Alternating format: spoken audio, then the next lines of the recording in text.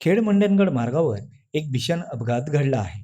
भिलारे आयनी गावानजीक S T bus आणि दुचाकी यांची समोरासमोर जोरदार धडक होऊन झालेल्या या अपघातात दुचाकीस्वार विलास कोरपे वय अंदाजे 60 ते 65 वर्ष यांचा जागीच मृत्यू झाला.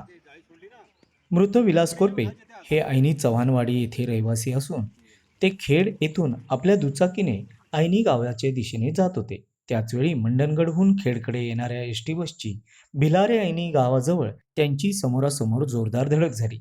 ही धडक इतकी तीव्र होती की दुचाकीचा पूर्णपणे चक्काचूर झालाय, तर एस टी बसचेही मोठ्या प्रमाणात नुकसान झाले.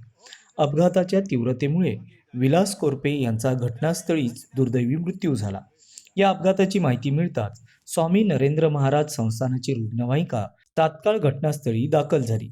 तसेच स्थानिक नागरिकांनीही मदतीसाठी धाव घेतली. मात्र तोपर्यंत विलास कोरपे यांचा मृत्यू झाला होता.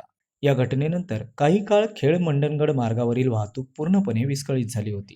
खेड पोलिसांनी घटनास्थळी तातडीने धाव घेत पंचनामा केला, मृतदेह ताब्यात घेतला आणि वाहतूक सुरळीत केली. या अपघाताचा पुढील तपास पोलिसांकडून सुरू आहे.